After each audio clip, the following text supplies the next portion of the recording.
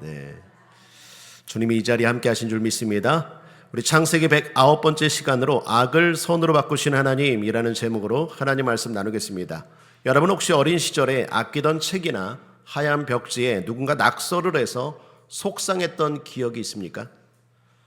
그랬다면 그 낙서가 또 너무 진해서 아무리 지워도 자국이 남아서 그것을 볼 때마다 화가 나고 괴로운 적이 있었을 것입니다. 그런데 만약에 어떤 위대한 화가가 나타나서 그 흉측한 낙서 위에 덧칠을 하고 선을 연결하고 다듬어서 아름다운 작품으로 만든다면 어떨까요? 실제로 피카소가 만든 황소의 머리는 원래 골동품 자전거, 버려진 자전거의 손잡이였다고 합니다.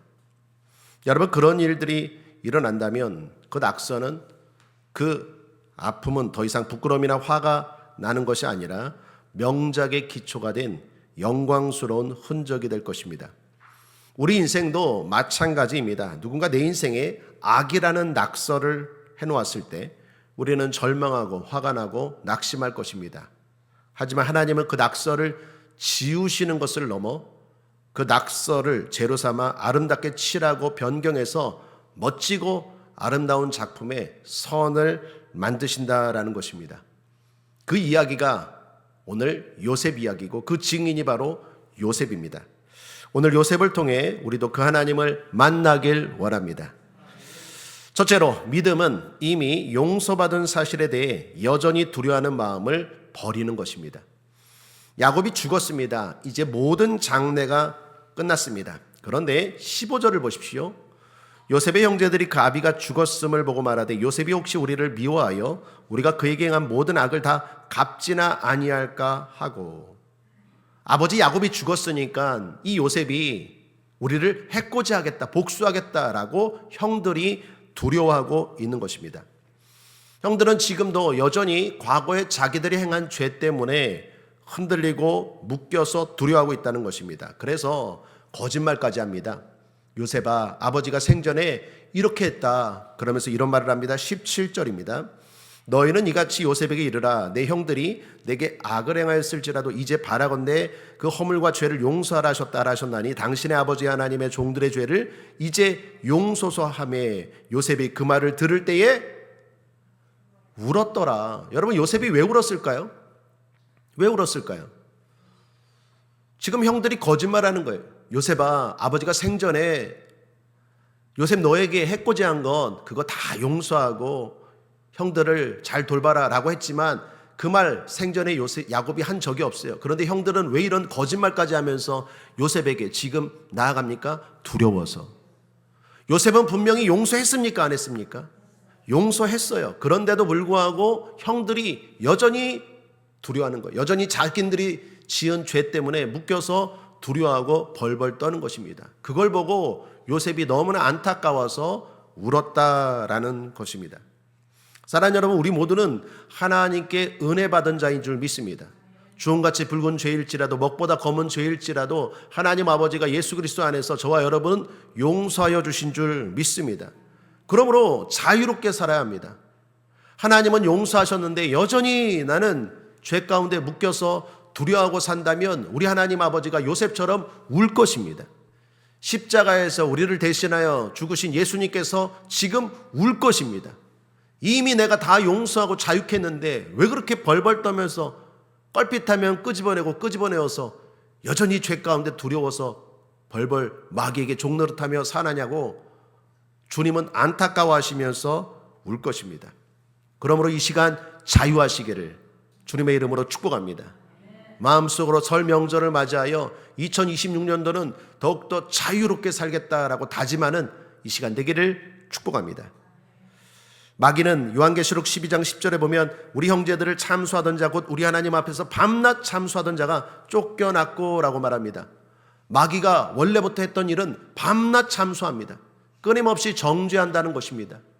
그러므로 우리가 자꾸 죄에 묶여서 두려워하는 건 하나님의 일이 아닙니다. 그건 마귀의 일입니다. 그러므로 그럴 때는 마귀를 대적하고 예수 이름으로 물리쳐야 합니다. 하나님께 순복하고 마귀를 대적하라. 그리하면 너희를 피하리라. 마귀를 우리가 죽일 수는 없고 없앨 수는 없지만 도망치게 할 수는 있어요. 감히 어찌 내 인생 가운데, 감히 어찌 우리 가정에 역사하느냐. 예수 이름으로 명하노니 원수사탄 마귀야 떠나갈지어다. 그러면 원수사탄 마귀는 떠나가는 것입니다. 밤낮 참수하도록 내버려 두지 마십시오. 밤낮 여러분들을 두려움에 묶어서 종노릇하도록 내버려 두지 마시고 영적 전쟁하셔서 여러분과 여러분의 가정에서 쫓아내시기를 바랍니다. 스가랴서 3장 1절에 보면 대제사장 여호수아는 여호와의 사자 앞에 섰고 사단은 그의 우편에 서서 그를 대적하는 것을 여호와께서 내게 보이시니라. 사단이 지금도 하는 일이 뭡니까? 우리를 대적합니다. 정죄하여 대적합니다. 그래서 목적은 딱 하나입니다. 멸망입니다. 요한복음 10장 10절에 도적이 오는 것은 도적질하고 죽이고 멸망시키라는 것뿐이요. 결국 정죄하여서 두렵게 해서 목적은 우리로 하여금 멸망케 하는 것입니다. 거기에 속아 넘어갔던 사람이 가룟 유다고, 거기에 속아 넘어갔던 사람이 사울이고, 거기에 속아 넘어갔던 사람들이 수많은 사람들입니다. 사랑하는 여러분들은 영적인 분별력을 가지고 물리칠 수 있길 바랍니다.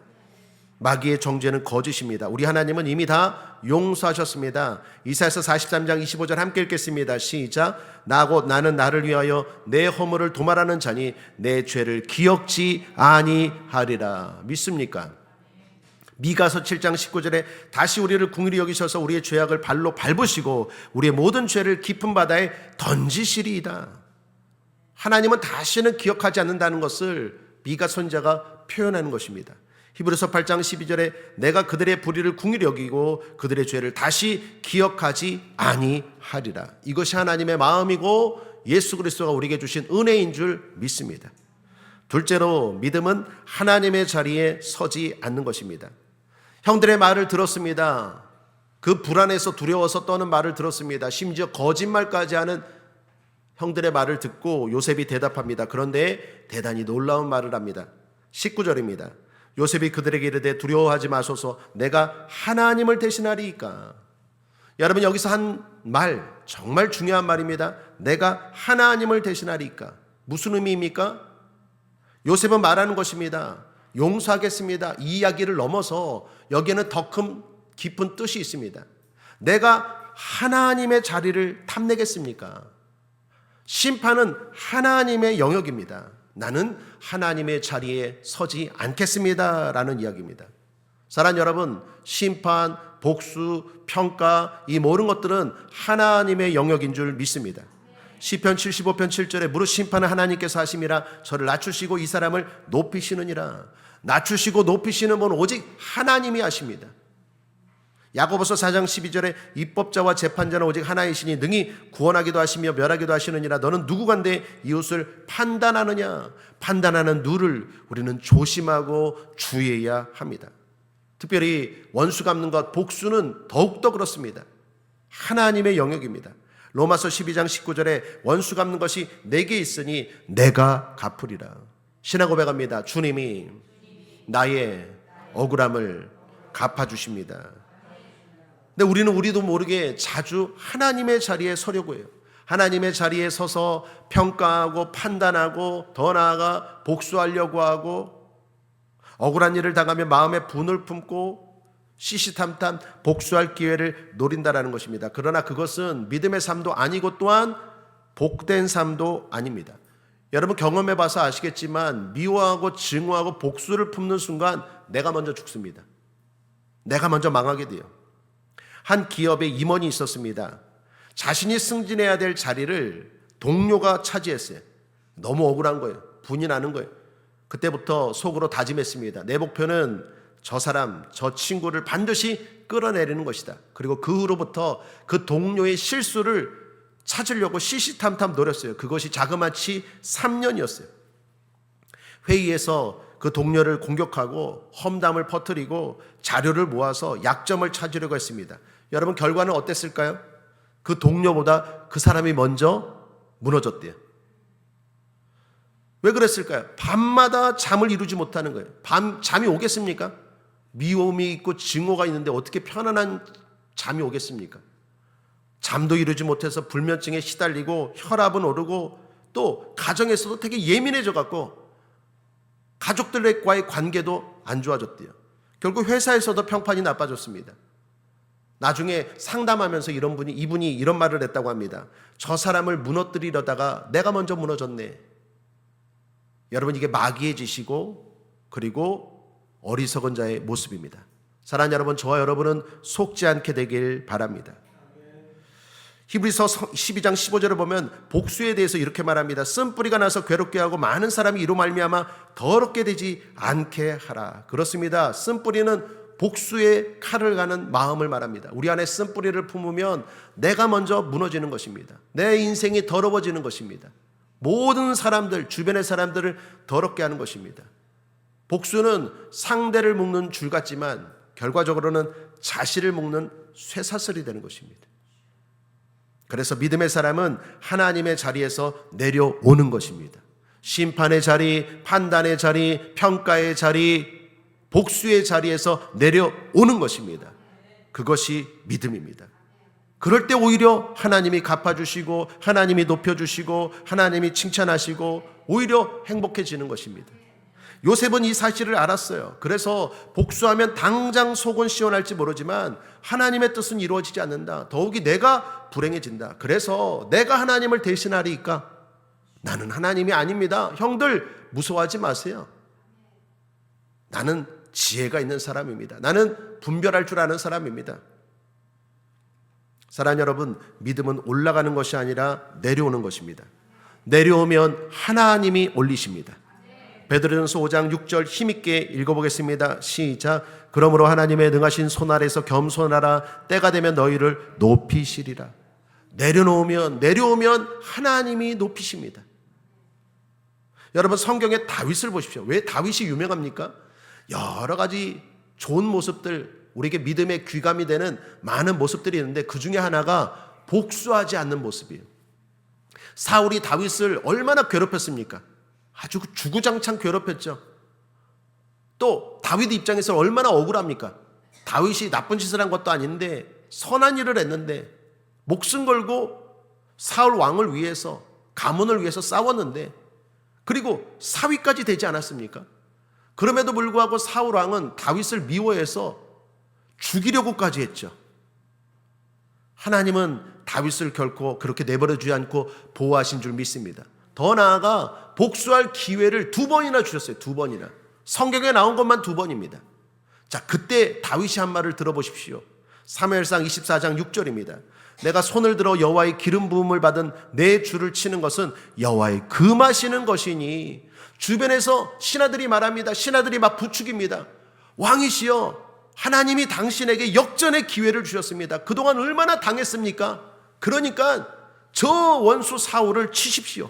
그때 다윗이 말합니다. 내가 어찌 하나님을 대신하느냐? 하나님의 기름 부은 자다. 그리고 복수하지 않아요. 그것도 2번이나. 여러분, 어떻게 되었습니까? 가해자 사울은 불행해지고 피해자 사울은 행복해진 줄 믿습니다. 더욱이 나중에 하나님이 다윗의 억울함을 갚아주셔서 다윗은 왕이 되었고 사울은 계속해서 내려가고 계속해서 불행해지고 가정도 또 사회적으로도 미갈 딸에게도 인정받지 못하고 뿐만 아니라 외적으로도 하나님이 주신 그 왕의 자리도 다 놓쳐버리고 백성들의 신임도 다 잃어버리고 무엇보다도 영적으로 무너져갖고 나중에는 신접한 여인 무당까지 찾아가는 그런 어리석은 행동을 하지 않습니까? 이것이 내려놓지 못한 자의 모습입니다. 사랑하는 여러분, 하나님이 갚아주십니다. 하나님이 높여주십니다. 하나님이 인정해 주십니다. 내가 내려놓으면 내려가는 것이 아니라 오히려 올라간다는 기억하고 우리가 믿음으로 살아야 될 줄 믿습니다. 태초에 마귀는 아담에게 선악과를 따먹으라고 유혹했죠. 여러분 기억하시죠? 그때 마귀가 한 말이 무엇입니까? 잘 보십시오. 창세기 3장 4절 5절에 너희가 결코 죽지 아니하리라. 너희가 그것을 먹는 날에는 너희 눈이 밝아져 하나님과 같이 되어 선악을 할 줄 하나님이 아심이니라. 여러분, 선악과는 그냥 단순한 과일이 아닙니다. 선악과를 따먹었는데 그래서 심판받았다, 이렇게 생각하면 안 됩니다. 마귀가 한 말을 잘 들어보셔야 돼요. 마귀가 아담과 하와를 유혹할 때 뭐라고 말합니까? 하나님과 같이 되라. 하나님처럼 판단하는 사람, 선악을 분별하고 그렇게 살아라. 그게 행복하다. 그런데 결론은 행복했습니까? 불행했습니까? 불행했죠. 에덴 동산에서 쫓겨나고 그리고 하나님 앞에 심판받았습니다. 그러므로 선악과의 문제는 누가 하나님인가를 보여주는 문제입니다.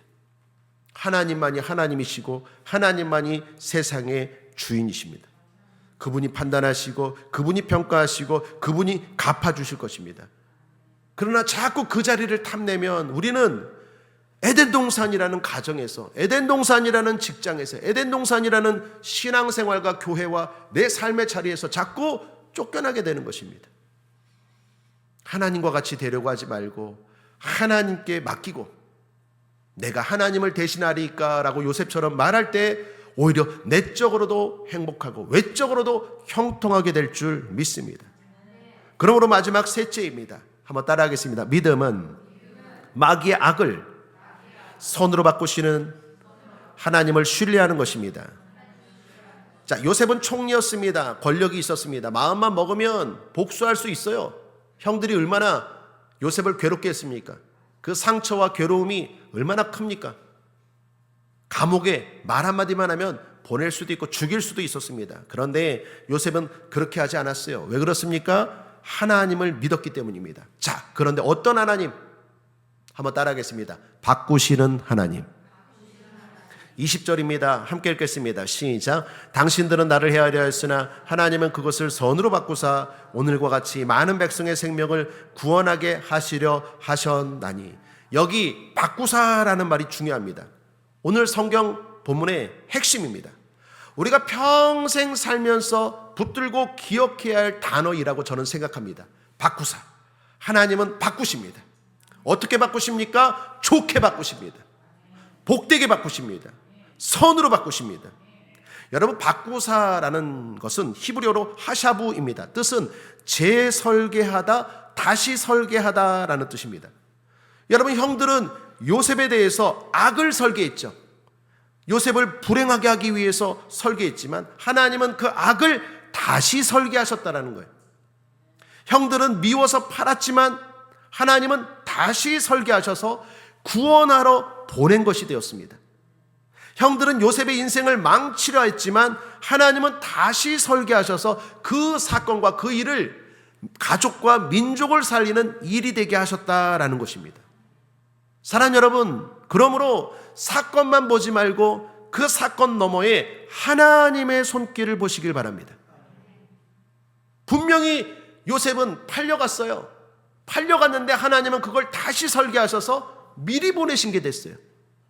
분명히 요셉은 죽이려고 했는데 하나님은 그걸 다시 살리셔서 본인뿐만 아니라 애굽의 총리가 되게 하고 뿐만 아니라 가족과 민족을 살리게 하신 것으로 바꾸셨다는 거예요. 그게 다시 설계하시는 거예요. 그러므로 아무리 사람이 악을 행하고 또 그 배후의 마귀가 우리를 넘어뜨리려고 악한 의도를 가지고 악을 설계할지라도 하나님은 그것을 다시 설계하십니다. 그게 바꾸사예요. 히브리어로 하샤부입니다.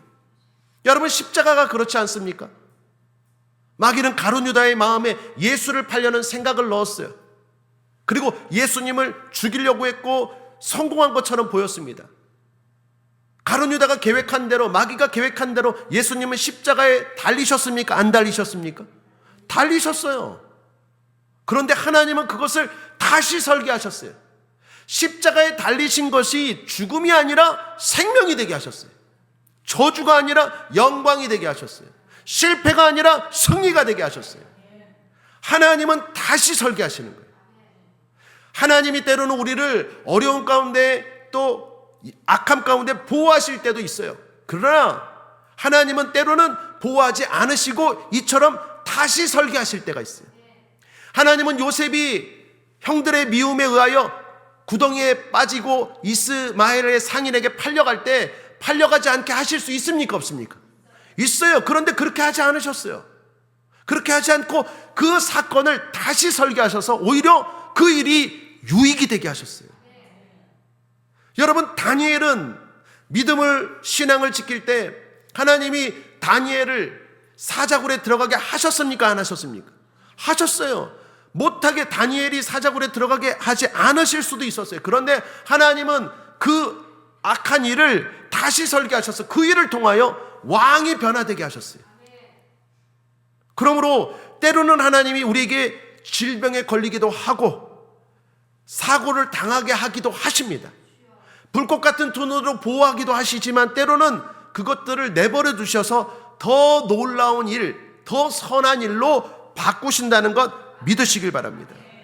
여러분 인생에 이해되지 않는 일이 있습니까? 억울한 일, 배신, 상처, 예상치 못한 실패가 있습니까? 그때 보통 사람들은 하나님께 묻습니다. 왜 이런 일이 나에게 일어났습니까? 그때 하나님의 사람들인 우리는 이렇게 물어야 합니다. 주님, 이 일을 어떻게 다시 설계하실 것입니까? 사실 요셉의 고난이 없었다면 이스라엘에 구원도 없었을 것입니다. 요셉의 눈물이 없었다면 이스라엘에 행복도 없었을 것입니다. 시편 116편 5절에 눈물을 흘리며 씨를 뿌린 자는 기쁨으로 거두리로다. 하나님은 우리로 하여금 눈물을 흘리지 않게 하실 수도 있지만 때로는 눈물을 흘리게 하도록 내버려 두세요. 그러나 그것이 실패가 아니고 그것이 결국에는 선으로 바꾸시는 다시 설계하시는 하나님의 역사라는 것 믿으시길 바랍니다. 제가 숭이동에 있는 해오론병원에 원목으로 있을 때였습니다. 어느 집사님이 교통사고로 하반신을 다치셔서 병원에 들어왔어요. 그때 주님께 한 몇 주 동안 물었답니다. 주님, 내가 뭘 잘못했습니까? 왜 하필 나에게 이런 사고를 당하게 하셨습니까? 그때 자녀도 학생이었고 또 남편도 직장에서 잘려서 가정이 어려운 상황이었는데 교통사고까지 났으니 얼마나 하나님이 원망스럽고 괴로웠겠습니까? 그렇게 한두 달 시간이 지나면서 이분이 이제 마음을 고쳐먹고 좀 안정이 되어서 병원 예배에 참석하게 되었어요. 그렇게 예배드리고 기도하면서 점점 변화되기 시작했어요. 얼굴도 밝아지시고 사람과의 교제도 친밀하게 하고, 그리고 어느 날 이런 간증을 하셨습니다. 사고는 좋지 않았습니다. 그러나 하나님은 그것을 제 인생의 선으로 바꾸셨습니다. 그러면서 예배 시간에 한번 그분이 간증을 하셨는데 다 제가 기억은 나지 않지만 이런 이야기를 하시더라고요. 보험이 있었다는 거, 보험이. 그래갖고 그 사고 때문에 보험료가 많이 나와서 가정이 그 어려움을 이겨나갈 수 있었다는 거예요. 또 하나는 그 병원에 있으면서 많은 생각을 하고 예배드리고 기도하면서 자신의 신앙을 돌아보게 되었다는 거예요. 그리고 그 일로 인해서 자녀들이 엄마를 사랑하고 엄마를 위해서 교회에서 새벽 기도까지 나가겠다는 거예요. 또 남편은 어차피 직장에서 잘린 거 매일 와서 간병을 했다는 거예요. 가만히 돌아보니까 교통사고는 좋은 겁니까? 나쁜 겁니까? 왜 말을 못 하십니까? 당하고 싶습니까? 나쁜 거죠. 누가 교통사고를 당하고 싶겠습니까? 질병은 좋은 겁니까? 나쁜 겁니까? 나쁜 거죠. 누가 병에 걸리고 싶겠습니까? 그러나 하나님은 그것을 다시 설계하셔서 결과적으로 선이 되게 하시고 유익이 되게 하시고 복이 되게 하셨다라는 거예요. 우리 강정덕 집사님이 마침 수요예배 오셨는데 암은 나쁜 겁니까? 좋은 겁니까? 나쁜 거죠. 그러나 저는 믿어요. 우리 강정덕 집사님에게 임한 그 암을 하나님은 다시 설계하셔서 집사님과 집사님의 가정에 더 놀라운 하나님의 깊은 뜻을 이루시는 도구가 되게 하실 줄 믿습니다.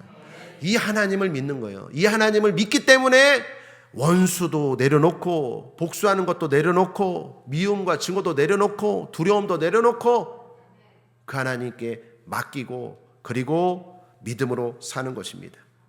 사랑하는 여러분, 로마서 8장 28절 잘 아는 말씀이죠. 함께 읽겠습니다. 시작. 하나님을 사랑하는 자 곧 그 뜻대로 부르심을 입은 자들에게는 모든 것이 합력하여 선을 이루느니라. 모든 것이 좋은 것은 아니지만 모든 것을 결국 좋은 것으로 만드시는 주님입니다. 질병은 좋은 것은 아니에요. 사고는 좋은 것은 아니에요. 그러나 여러분 잊지 마십시오. 그 모든 것을 결국 좋은 것으로 주님은 만드실 것입니다. 그래서 저와 여러분은 희망이요 행복인 것입니다. 결론입니다. 믿음은 이미 용서받은 사실에 대해 여전히 두려워하는 마음을 버리는 것입니다.